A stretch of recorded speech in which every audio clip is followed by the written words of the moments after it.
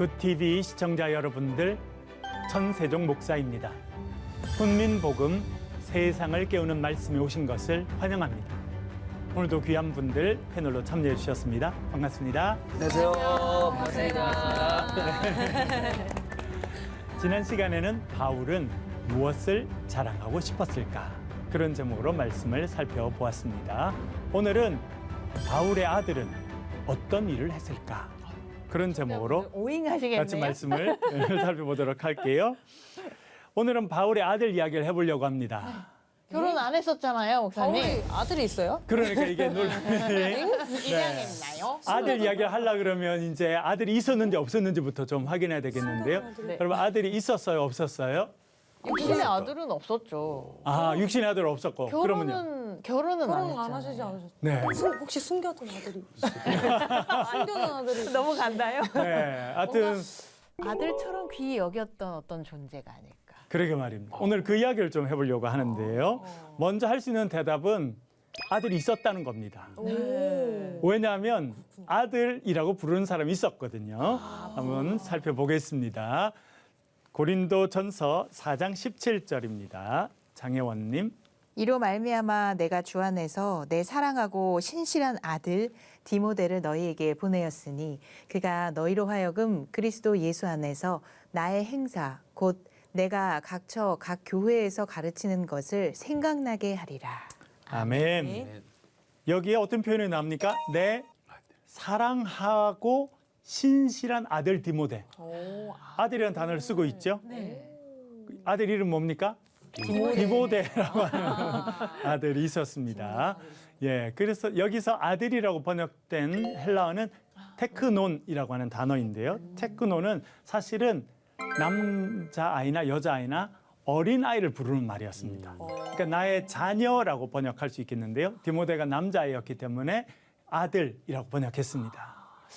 그러니까 나의 아들이다 이렇게 부르는 사람이 있다는 건 알겠죠, 여러분? 네. 또 나옵니다. 디모데 후서 1장 2절 한번 읽어보겠습니다. 김진님. 사랑하는 아들 디모데에게 편지하노니 하나님 아버지와 그리스도 예수 우리 주께로부터 은혜와 긍휼과 평강이 내게 있을지어다. 아멘. 여기도 어떤 표현이 나옵니까? 아들. 사랑하는 아들 디모데에게 편지한다. 사도 바울이 디모데에게 편지를 보내줬습니다. 그것이 디모데전서, 디모데후서인데 디모데를 뭐라 부릅니까? 사랑하는 아들이라고 부릅니다. 여기도 역시 테크논이라고 하는 단어가 똑같이 쓰이는데 나의 자녀, 사랑하는 자녀 디모데에게 그런 의미라고 생각해 볼 수 있겠습니다. 네, 여러분, 여기 디모데는 사도 바울이 자기의 몸으로 낳은 아이는 아니라는 거 아시겠죠? 그런데 왜 아들이라고 불렀을까요? 아빠처럼 잘 따라서. 아빠처럼 잘 따라서. 네. 디모데가 네, 사도 바울은 이렇게 아들이라고 부르는 사람들이 있었어요. 제자인가. 또 있습니다. 한번 살펴볼게요. 빌레몬서 10절인데요. 한번 읽어보겠습니다. 박찬성님. 갇힌 중에서 낳은 아들 오네시모를 위하여 네게 간구하노라. 아멘. 빌레몬서 한 장으로 되어 있는데요. 빌레몬서는 사도 바울이 빌레몬이라는 개인에게 보낸 편지입니다. 누굴 위해서 보냈냐면 오네시모라고 하는 사람을 위해서 보냈습니다. 오네시모가 누구였느냐? 종이었어요. 어느 집의 종이었냐면 빌레몬이라고 하는 사람의 집에 있던 여러 종 중에 한 명이었어요. 그런데 어떻게 했냐면 도망쳤어요. 종이 도망치면 정말 무서운 일이 그렇죠. 벌어지는 거 아니에요? 그 당시 종이 도망쳤다. 그러면 그 종은 죽음을 당할 수 있는 그런 어려움이었습니다. 하여튼 그가 붙잡히게 됐고요. 그가 아마 감옥에 갇히게 됐는데 하필 그때 그 감옥에 누가 있었을까요? 바울이 있었죠. 그러니까 하나님께서 이 도망친 종 오네시모에게 주신 놀라운 은혜였습니다. 그런 사실 도망친 종이었기 때문에 죽은 목숨이나 마찬가지였는데 그 감옥에서 하나님의 사람인 바울을 만나게 됩니다. 그 이야기를 듣고 사도 바울이 불쌍히 여겨주고 되고 복음을 전하게 되고 그래서 그가 복음을 통해서 예수 그리스도 안에서 새로운 인생으로 바뀌게 되었어요. 그래서 그를 뭐라 부르냐면 갇힌 중에 낳은 아들이다. 그렇게 부릅니다. 여기 낳았다는 것은 어떤 의미일까요? 아, 그러면 이게 예수님을 믿게 되어서 거듭나게 된 그렇죠. 자녀, 영적인 자녀를 그렇죠. 의미하는 거. 영적인 자녀가 되었다. 네가 이제 그리스도 안에서 새로운 인생을 사는 새로운 사람. 고린도후서 5장 17절에 있는 것 말하면 누구든지 그리스도 안에 있으면 새로운 피조물이다. 할 때 새로운 피조물이 되었다는 거예요. 새롭게 탄생했다는 겁니다. 그래서 내가 너를 복음으로 낳았다라고 하는 의미로 낳은 아들 오네시모라 그렇게 말해주고 있습니다. 그러니까 여러분 디모데도 어떻게 이해하는지 아시겠죠? 네. 디모데도 사실은 복음으로 낳은 아들과 같다. 그렇게 우리가 이해해 볼 수 있겠습니다. 여기서 우리가 사도 바울의 아들로 불린 디모데, 그리고 평생 그를 신실하게 섬긴 디모데에서 좀 더 살펴보겠습니다. 16장 1절에 디모데가 나오고 있는데요. 읽어보겠습니다. 장혜원님. 바울이 더베와 루스드라에도 이름해 거기 디모데라 하는 제자가 있으니 그 어머니는 믿는 유대 여자요 아버지는 헬라인이라. 아멘. 여기 우리가 알 수 있는 것은 루스트라라고 하는 곳에 전도하러 갔다가 디모데라고 하는 사람을 만나게 됩니다. 그런데 엄마 아빠가 누구라고 소개합니까? 엄마는요? 유대인. 유대 여자. 네. 아빠는요? 헬라인. 헬라인이다. 그렇게 나옵니다. 엄마 이름은 우리가 알고 있습니다. 디모데 후서에 나오는데 엄마 이름은 유니게였어요. 심지어 할머니 이름도 압니다. 로이스. 로이스. 그래서 할머니도 믿는 사람이었고 엄마도 믿는 사람이었고 그 가정에 태어나 성장한 디모데는 아주 훌륭한 믿음의 사람이었습니다.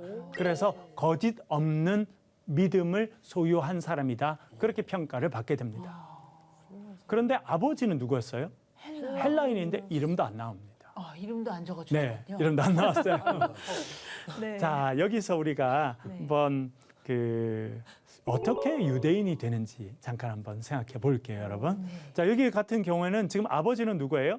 헬라인이고 엄마는요? 유대인이죠. 그러면 이 디모데는 헬라인이 돼야 될까요? 유대인이 돼야 될까요? 유대인. 왜요? 유대 사회는 모계 사회였잖아요. 예. 역시 사모님. 오, 저기로 가시는 게 가셔서 가르쳐 주심이. 그 부분에 대한 이야기를 잠깐 좀 더 좀 말씀을 드릴게요. 제가 지난번에도 이제 어머니가 유대인이기 때문에 유대인이 됐다. 그래서 한편은 되게 좀 맞는 말이고 중요한 이야기고 또 사도 바울도 그를 유대인이라고 생각했던 것 같아요. 왜냐하면 그가 이제 유대인인데 할례를 받지 않았기 때문에 할례를 받게 하거든요. 3절 말씀 한번 읽어볼게요. 김찐님. 바울이 그를 데리고 떠나고자 할새 그 지역에 있는 유대인으로 말미암아 그를 데려다가 할례를 행하니 이는 그 사람들이 그의 아버지는 헬라인인 줄 다 알미리라. 아멘. 아버지가 헬라인이라는 걸 사람들이 다 알고 있었어요. 그러나 그는 유대인으로 성장했던 것 같습니다. 아마 엄마의 영향이 컸던 것 같고요. 그리고 특별히 믿는 유대인이었습니다.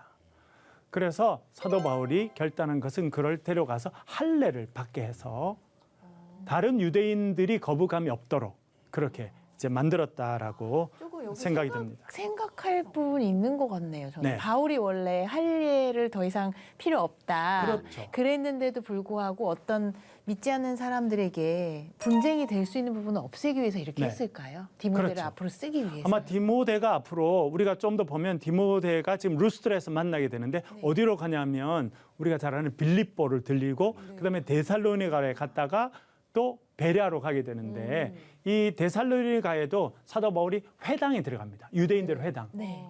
할례 받지 않은 이방인들 회당에 들어갈 수 없습니다. 네. 그런데 사도 바울은 들어갔죠. 사도 바울 혼자만 들어갔을까요? 아니면 선교팀이 같이 들어갔을까요? 같이 들어갈 때 문제가 없도록 하기 위해서 지금 할례를 행했다라고 하는 것으로 생각해 볼 수 있겠습니다. 지혜롭네요, 진짜. 사실은 유대 사회는 오랫동안 북의 혈통을 따라온 사회였습니다. 아, 그러니까 원래요? 아버지가 유대인이면 자식은 유대인이 되는 거죠. 오랫동안. 예를 들어 볼게요, 여러분. 네. 요셉 아시죠? 네. 요셉이 형들한테 미움을 받아서 어디로 팔려갑니까? 애굽에 가서 누구를 만납니까? 온이라고 하는 그 지역의 제사장이었던 보디베라라고 하는 사람의 딸 아스나스를 아내로 맞이하게 됩니다. 이집트 여자잖아요. 이집트 여자죠. 네. 그런데 아이 둘을 낳죠. 므낫세와 에브라임을 낳게 됩니다. 네. 이 아이들은 엄마를 따라 애굽 사람입니까? 아빠를 따라 유대인입니까? 유대인. 왜냐하면 이스라엘의 12지파 가운데 가장 큰 지파가 에브라임과 므낫세죠. 네. 그러니까 아버지를 따라가는 거예요. 그랬네요. 그렇게 하게 돼 있죠. 네. 그리고 여러분 유명한 모압 여인이 나옵니다. 구약 성경에. 네. 누구예요? 룻이죠. 룻. 아, 그렇죠. 예, 룻은 모압 여인인데 시어머니 나오미를 따라서 베들레헴에 오게 됩니다. 거기서 아주 훌륭한 남편을 만나게 되죠. 인격적으로도 훌륭하고, 그렇죠. 사회 존경도 받고 또 경제적인 여유도 있고 믿음도 좋고 너무 잘하죠. 너무 좋아, 너무 좋은 보아스라는 남자를 딱 만나서 결혼해서 아이를 낳습니다. 오벳이라고 하는 아이를 낳습니다. 얘는 모압 아이입니까? 유대인입니까? 유대인이군요. 왜냐하면 이 오벳의 손자가 다윗 왕입니다. 유대 사회에서 가장 중요한 인물인 이 다윗은 오벳의 손자가 되거든요. 그러니까 이 모압 여인인 룻이 남편과 결혼해서 유대인 남편과 결혼해서 아이를 낳으니까 이 아이는 누가 됐어요? 유대인이 된 거죠. 그러니까 사실 오랫동안은 이 북의 혈통을 따라서 그 아이의 유대인이냐 아니냐가 정해졌습니다. 그렇죠? 네. 네, 그것은 되게 확실해 보입니다. 그런데 아주 중요한 사건이 이스라엘에 일어나게 됩니다. 특별히 남유다. 제일 중요한 사건이 뭐냐면 멸망하게 돼요. 네. 조선 586년에 바벨론에 의해서 멸망하게 되고 사람들이 굴비 엮이듯이 손과 발이 다 엮여서 멀리 끌려가게 됩니다. 너무나 충격적인 일이 생기게 되고 성전이 무너지고 예루살렘이 완전히 회파되는 그런 일이 있게 됩니다.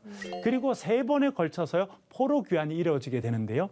1차는 536년에 이루어지는데 스룹바벨이라는 사람이 42,000명 정도의 유대인들을 데리고 옵니다. 와서 처음 한 일은 뭐냐면 성전, 무너졌던 성전을 다시 세워요. 이것을 제2성전이라 말합니다. 네. 솔로몬의 성전이 제1성전이고 지금 스룹바벨이 세운 이 성전이 제2성전 515년에 완성됩니다.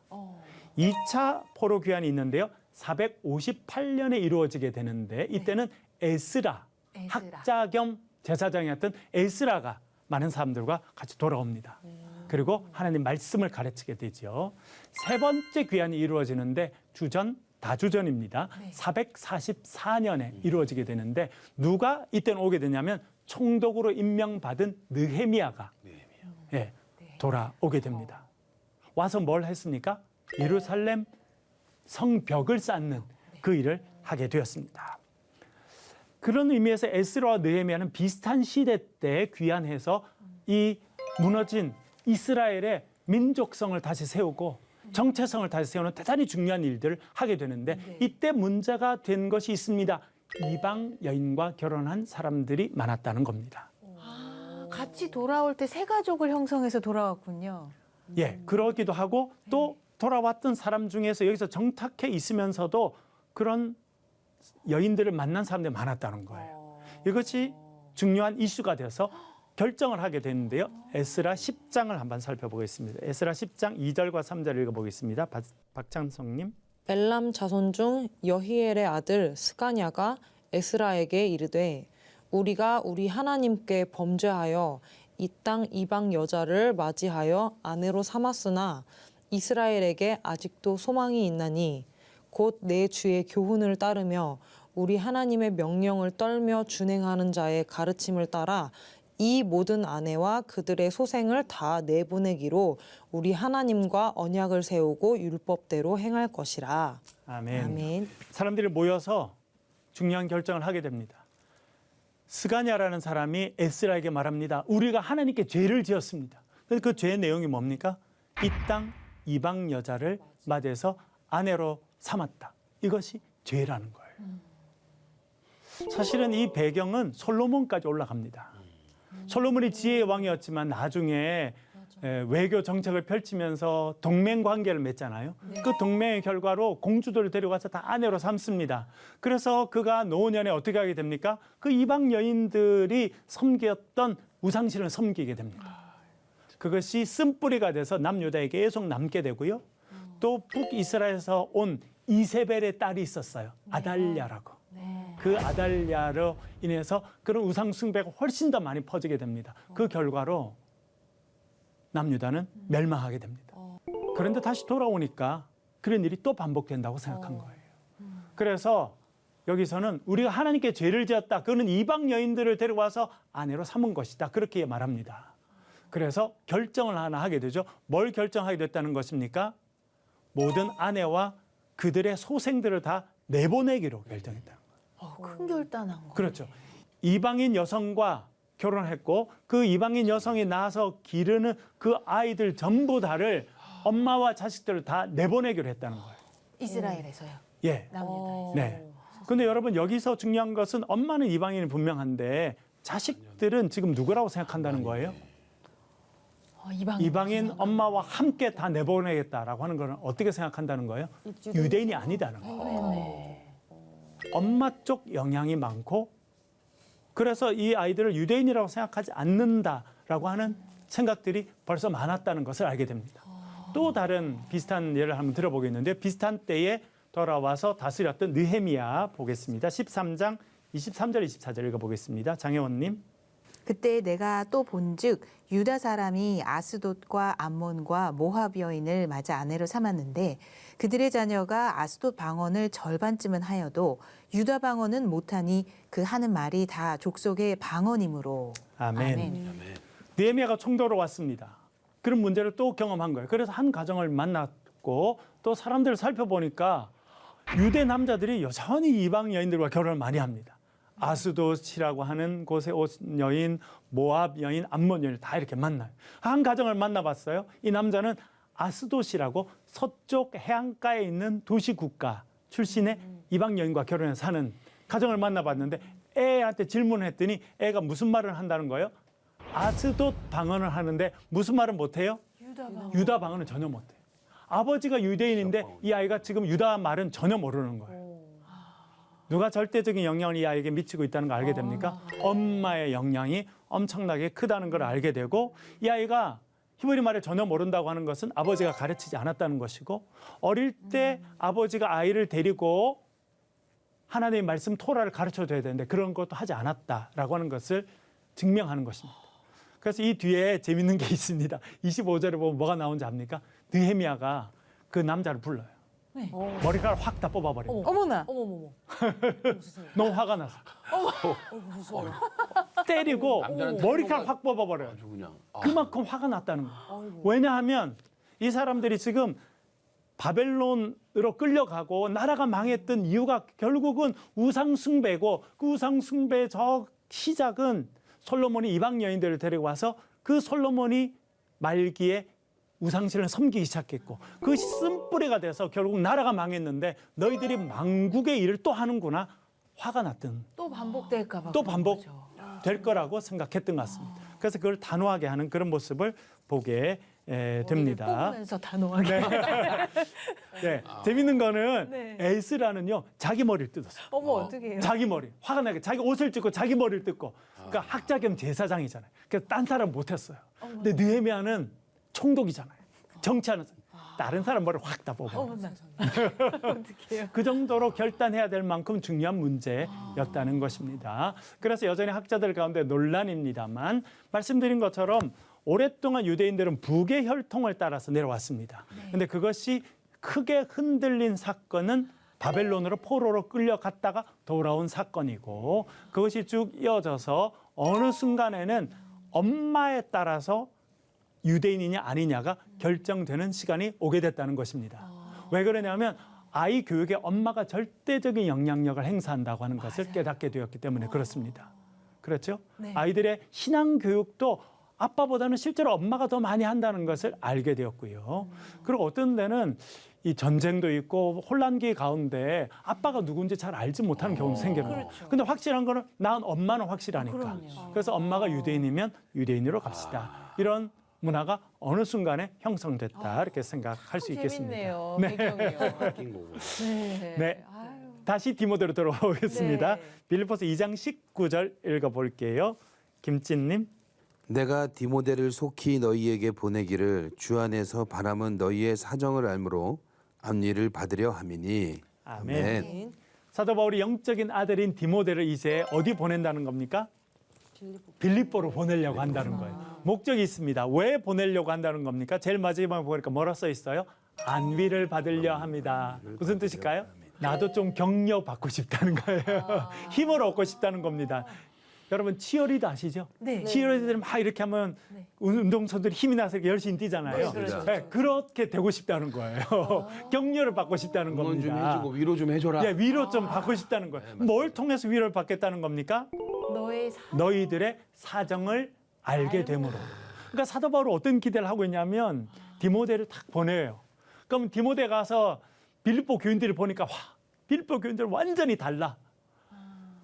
어려운 가운데 있지만 모여서 찬송하고 하나님 말씀을 사모하고 그렇죠. 환난 가운데 있지만 기도하고 원망하지 않고 시비하지 않고 예수 그리스도의 마음을 가지고 예수 그리스도의 작은 제자들로 살아가고 있는 모습을 보고 그것을 내가 듣고 그것을 들음으로 내가 격려받고 위로받길 원한다. 그래서 내가 디모데를 보내주고 싶다. 그렇게 말했다는 겁니다. 예전에도 바울이 그 빌립보 교회 소식이 기쁨이라고 그렇죠. 그러셨잖아요. 생각만 해도 가르쳐 주셨- 기뻤죠. 네, 너무 그래서 벌써 기뻐한다고. 그런 상상 가운데 있고 기쁨 가운데 있는데 디모데를 보내서 디모데가 직접 보고 돌아와서 나에게 알려주면 그것이 나에게 큰 기쁨이 될 것이다. 그래서 보낸다 이야기합니다.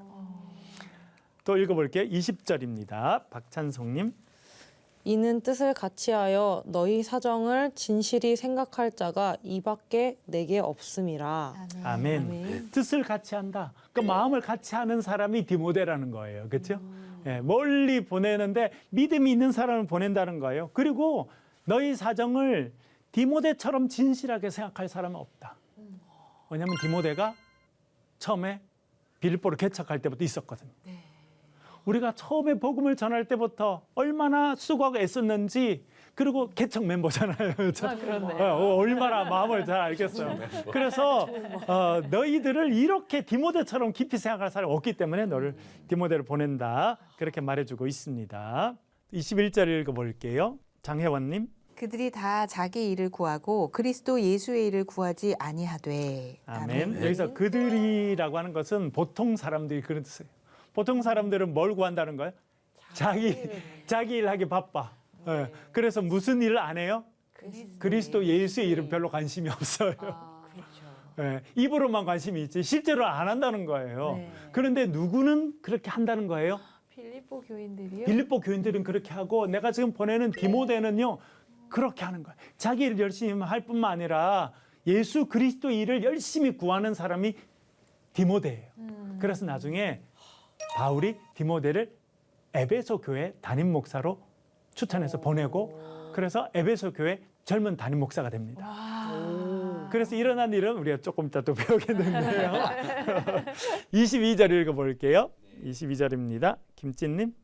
디모데의 연단을 너희가 아나니 자식이 아버지에게 함같이 나와 함께 복음을 위하여 수고하였느니라. 아멘. 여기서 디모데의 연단이라는 단어가 나오죠. 연단 무슨 뜻이에요? 나를 갈고 힘들고 어려운 일이 많았다는 거예요. 목회하면서 어려운 일이 많았던 것 같아요. 네, 한번 읽어볼 때 어떤 어려움이 있었는지 디모데전서 4장 12절인데요. 박찬송님. 누구든지 내 연소함을 업신여기지 못하게 하고 오직 말과 행실과 사랑과 믿음과 정절에 있어서 믿는 자에게 본이 되어. 아멘. 아멘. 디모데전서는 사도 바울이 지금 에베소에서 목회하고 있는 디모데에게 보낸 편지입니다. 근데 뭐라고 썼어요? 내 연수함을 업신여기지 못하게 해라. 그러니까 디모데가 젊은 목회자였어. 젊은 담임 목사로 갔더니 사람들이 너무 젊다고 무시한 거죠. 우습게 봤군요. 우습게 봤어. 강도사 같은데 담임 목사님으로 왔어. 그렇죠. 그런 분위기죠. 그래서 힘들었던 것 같아요. 그래서 업신여김, 연수함을 해서 업신여기는 사람들이 있었다. 그런 연단과 어려움이 있었다는 걸 알게 됩니다. 또 있습니다. 읽어볼게요. 5장 23절입니다. 디모데전서 장혜원님. 이제부터는 물만 마시지 말고 네 위장과 자주 나는 병을 위하여는 포도주를 조금씩 쓰라. 아멘. 처방한 거예요? 처방이죠. 그렇죠? 지금 어심여김을 받고 여러분 목회하는 게 한국에도 쉽지 않았지만 초대교회도 쉽지 않았던가 봐요. 그래서 지금 무슨 병이 생겼다는 거 알 수 있어요? 스트레스 많이 받아가지고 위장병, 위험 위장병이 생긴 거예요. 안 되는군요. 소화가 잘 안 됐죠. 예, 뭐 답답하고 스트레스 받고 힘든 일이 많았나 봐요. 당연성. 그래서 위장병이 나고 또 다른 병도 있었던가 봐요. 그래서 네가 이제 병도 들고 힘드니까 물만 마시지 말고 포도주도 조금씩 쓰고 릴렉스 해라. 그렇게 좀 편안하게 그렇게 지내라라고 권면해주고 있습니다. 재밌네요. 네. 그런데 이런 어려움이 있었지만 연단을 받는 중에 있었지만 그가 어떻게 했다는 거예요? 자식이 아버지에게 함과 같이 나와 함께 복음을 위해서 수고했다. 자식이 아버지를 모시고 힘들고 어렵지만 아버지를 도와서 같이 일을 하고 복음을 위해서 섬겼듯이 디모데가 그랬다는 거예요. 나의 믿음의 아들이다. 그래서 내가 고마워하고 이 소중한 아들을 내가 너희들에게 보낸다. 그렇게 말하고 있는 것입니다. 오늘 강의 여기까지는 할게요. 질문 있으시면. 네. 몸도 안 좋았고 가정도 꾸리지 못했고 정말 호롤단신으로 떠돌아다니면서 선교하느라 정말 지치고 힘들고 제대로 뭐 가족이 만들어준 보금자리나 음식도 매번 이렇게 꾸준히 대접받지 못했을 텐데 하나님이 놀라운 방법으로 이렇게 가족처럼 느끼게 하는 사랑의 식구들을 이렇게 곁에 두게 하셨다는 게 참 하나님은 이렇게 보시고 요모로 저모로 참 갖춰주시는구나. 그런 마음이 참 좋네요. 믿음의 아들을 주시고 네. 나중에는요 사도 바울 위해서 목숨을 거는 부부도 주십니다. 브리스길라와 아굴라. 네. 그들은요 사도 바울을 위해서는 목숨을 내놓는 사람이었어요. 어머나. 그런 동력자들, 진짜 가족. 믿음의 식구들을 허락해 주십니다. 그러니까 너무 외롭지는 않았을 것 같아요. 그럼요. 그렇죠? 네. 오늘은 바울의 아들은 어떤 일을 했을까? 그런 제목으로 살펴봤고요. 다음 시간에는 섬김은 어떻게 예배가 되는가? 그런 제목으로 같이 말씀을 살펴보도록 하겠습니다. 팍팍 꽂히는 말씀. 오늘 함께해 주셔서 감사합니다. 수고하셨습니다. 감사합니다. 수고하셨습니다.